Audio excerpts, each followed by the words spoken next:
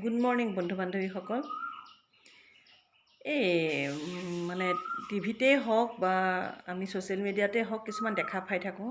এই ফাংচনবোৰত যে ল'ৰাবোৰে যে ইমান অতপালি কৰে আৰু ইমান যে বেয়া বেয়া ভাষা মাতে, তেওঁলোকে বাৰু ফাংচন চাবলৈ যাওঁতে পাহৰি যায় নেকি যে আমাৰ মা বয়সৰ বা নিজৰ ভণ্টিহঁতৰ বাইদেউহঁতৰ বৌহঁতৰ বয়সৰ যে মানুহ তাত থাকে, বা তেওঁলোকে তেনেধৰণে অসভ্যালি কৰিলে যে তেওঁলোকক যে সকলোৱে ভাল বুলি নকয়, বা সেই লগত থকা বা ওচৰত থকা বাই ভনী বা আই মা দেউতাহঁত যে সিহঁতেও অলপ অস্বস্তি বোধ কৰে, এইবোৰ অনুভৱ নকৰে নেকি বাৰু? তাকে ভাবোঁ। আমাৰ ল'ৰা ছোৱালীক দেখোন আমি যেনেধৰণে সংস্কাৰ দিওঁ, তেনেকৈতো প্ৰত্যেক মাক দেউতাকে ল'ৰা ছোৱালীক তেনেকুৱা একেই ভাল সংস্কাৰেই দিয়ে। জন্মৰ পৰা সিহঁতক সকলোকেতো ভাল কথা বতৰাই শিকায়, ভাল ৰীতি নীতিয়ে দিয়ে, ভাল আচাৰ ব্যৱহাৰেই শিকায়। কিন্তু ডাঙৰ হৈ অহাৰ লগে লগে তেওঁলোকে কিয় বাৰু সেইবোৰ পাহৰি যায়? এতিয়া চাওকচোন, আপোনালোকে সেই ল'ৰা ছোৱালীৰ পৰা আপোনালোকে কি বিচাৰিব? সেই মাক দেউতাকসকলে কি পাব? তেওঁলোকে অলপো অনুভৱ নকৰেনে যে সেই মাক দেউতাকসকলে যে কিমান অন্তৰত আঘাত পাব? যে এই কথাষাৰ যেতিয়া লগৰ যেতিয়া ওচৰৰ যেতিয়া দুই এজনীয়ে যেতিয়া মাকক ক'ব যে তোমাৰ ল'ৰাই যোৱাকালি ইমান অত্যাচাৰ, ইমান বেয়া ভাষা মাতিছে ফাংচনত, এনেকুৱা বেয়া ব্যৱহাৰ কৰিছে, আমাৰ শুনি বহুত বেয়া লাগিছে, এনেকুৱা কিছুমান কথা যেতিয়া ক'ব বা এনেকুৱা কিছুমান মন্তব্য যেতিয়া কৰিব, তেতিয়া বাৰু সেই মাকগৰাকীক অন্তৰখন কেনেকুৱা লাগিব? মই সেইকাৰণে মোৰ সেই ল'ৰা ছোৱালীবোৰক ক'বলৈ বিচাৰিছোঁ যে চোৱা, তোমালোকক সেই মায়ে 10 দিন 10 মাহ গৰ্ভত লৈ জন্ম দিছে।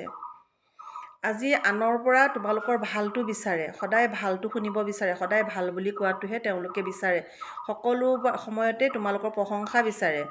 কিন্তু তোমালোকে সৰু অৱস্থাত ইমান ধুনীয়াকৈ সংস্কাৰ লৈ ইমান ধুনীয়াকৈ ডাঙৰ হ'লা, ডাঙৰ হৈ পেলাই বাৰু পিছত এনেকুৱা সংস্কাৰ ক'ত পালা? ক'ৰ পৰা ল'লা তোমালোকে? তোমালোককতো মা দেউতাই তেনেকুৱা সংস্কাৰ দিয়া নাছিলে, তোমালোকৰ পৰিয়ালেতো তেনেকুৱা সংস্কাৰ তোমালোকক দিয়া নাছিলে। তুমি নিজে অনুভৱ কৰাচোন, সেই মাগৰাকীয়ে বা সেই পিতৃজনে কিমান দুখ কষ্টৰ মাজেৰে তোমালোকক ডাঙৰ দীঘল কৰিছে, তোমালোকক একোটা মানে দেশৰ নাগৰিক বনাইছে, সুস্থ সবল সন্তান বনাইছে, তোমালোকক কোনো শৰীৰৰ ক্ষতি হ'ব নোৱাৰাকৈ তোমালোকক ডাঙৰ দীঘল কৰিছে। সেই মা দেউতাৰ কথা অকণমান ভাবাচোন। তোমালোকে য'তেই নোযোৱা, য'তেই ফাংচনেই চোৱা, থিয়েটাৰেই চোৱা, বিয়া সবাহলৈ যোৱা, য'তেই নোযোৱা, যাতে ওচৰৰ মানুহগৰাকীয়ে আহি পেলাই যাতে ক'ব পৰা হওক যে আপোনাৰ ল'ৰা কিন্তু বহুত ভাল দেই, আনৰ নিচিনা নহয়। এই ভাষাটো, এই কথাষাৰে মাৰ মনত বহুত আনন্দ দিয়ে জানানে, দেউতাৰ মনত বহুত আনন্দ দিয়ে। তুমি ধন টকা পইচা অৰ্জন কৰি দিব পাৰিছানে নাই সেইটো নালাগে, তুমি মা দেউতাক ঘিউ মৌ খুৱাইছানে নাই সেইটো নালাগে, তোমাৰ মুখৰ তোমাৰ হৈ পেলাই যেতিয়া এষাৰ ভাল কথা শুনে নহয়, সেই মা বা সেই দেউতাজন বা সেই পৰিয়ালটোৱে তাত অমৃত খোৱা যেন লাগে। সেইকাৰণে তোমালোকক হাতযোৰ কৰি পেলাই কৈছোঁ, তোমালোকে মা দেউতাহঁতৰ মুখলৈ চাবা, মা দেউতাহঁতক আনন্দ দিব বিচৰা। মা দেউতাহঁতে এসাঁজ নেখায়ো যদি থাকে, মা দেউতাহঁতে যদি নিমখৰেও ভাত খায়, তথাপি যেতিয়া তোমালোকৰ প্ৰশংসাৰ কথা যেতিয়া এষাৰ শুনে নহয়, মা দেউতাহঁতে একেবাৰে মানে গোটেই জীৱনৰ মানে অমৃত পান কৰা নিচিনা লাগে।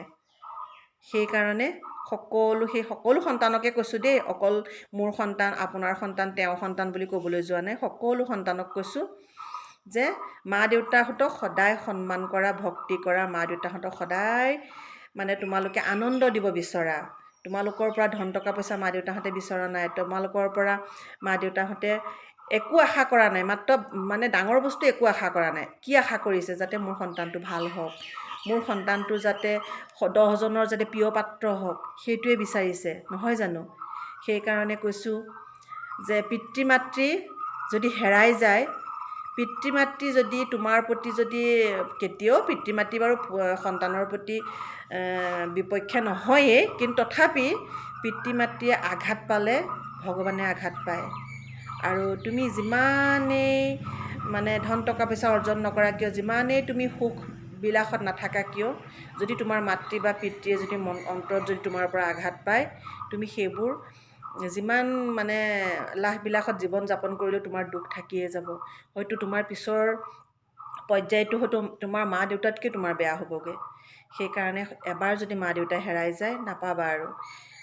পৃথিৱীত সকলোকে বিচাৰি পাবা, বা বুলি মাতিবলৈও থাকিব, দাদা বুলি মাতিবলৈও থাকিব, গম পাইছানে? পিতৃ মাতৃ নাপোৱা কিন্তু এজনী তিৰোতা যদি তুমি এৰি দিয়া দ্বিতীয় এজনী তিৰোতা তুমি আনিও সংসাৰ কৰিব পাৰিবা, গম পাইছানে? কিন্তু তুমি দ্বিতীয়জনী মা কেতিয়াও নোপোৱা। পাবা মাহী মা, তথাপি মাহীহে মা, নিজৰ মা কিন্তু কেতিয়াও নোপোৱা বা নিজৰ পিতৃ কিন্তু কেতিয়াও নোপোৱা। সেইকাৰণে কৈছোঁ এই ভিডিঅ'টো সেই সকলৰ কাৰণে বনাইছোঁ। কাৰণ মই কিছুমান আজিকালি প্ৰায় বিহু ফাংচনেই হওক বা ৰাতিৰ তেনেকুৱা যিকোনো প্ৰগ্ৰেম মই যাবলৈ বাদেই দিছোঁ। মোৰ বিশেষকৈ পৰিয়ালেই বাদ দিছে। মই ল'ৰাকো নপঠাওঁ, ছোৱালীও তেনেকৈ নাযায়। দিনৰ ভাগত যদিও যায় খুব কম যায়। কিয়? মানে পৰিৱেশবিলাক ইমানেই বেয়া হৈ গৈছে, ইমানেই বেয়া হৈ গৈছে, নিজকে কিবা লাজ লগা নিচিনা হৈ গৈছে, নিজকে কিবা বেয়া লগা নিচিনা হৈ গৈছে। তেতিয়া মানে মনতে কিছুমান ভয় শংকা হয় যে মোৰ ল'ৰাটো পঠাই দিছোঁ বা সেই ল'ৰাটোৰ লগত একেলগে এনেকুৱা কৰিছে নেকি, মোৰ ছোৱালীজনী পঠিয়াই দিছোঁ তেনেকুৱা এজন ল'ৰা বা তেনেকুৱা এজনী ছোৱালীৰ লগত পৰি পেলাই তেনেকুৱা হৈছে নেকি, এইবিলাক ভয়ে আমাক খুলি খুলি খাইছে। সেইকাৰণে সকলো মাক দেউতাকৰ প্ৰতি, সকলো পুত্ৰ সন্তান ছোৱালী সন্তান সকলোকে কৈছোঁ, সকলো যাতে সৎ হওক, আনন্দ দিব বিচাৰক মাক দেউতাকক, এই মোৰ প্ৰাৰ্থনা আপোনালোকৰ ওচৰত, তোমালোকৰ ওচৰত দেই। ঠিক আছে, আজি ভিডিঅ'টো সেই বুলিয়ে প্ৰস্তুত কৰিলোঁ।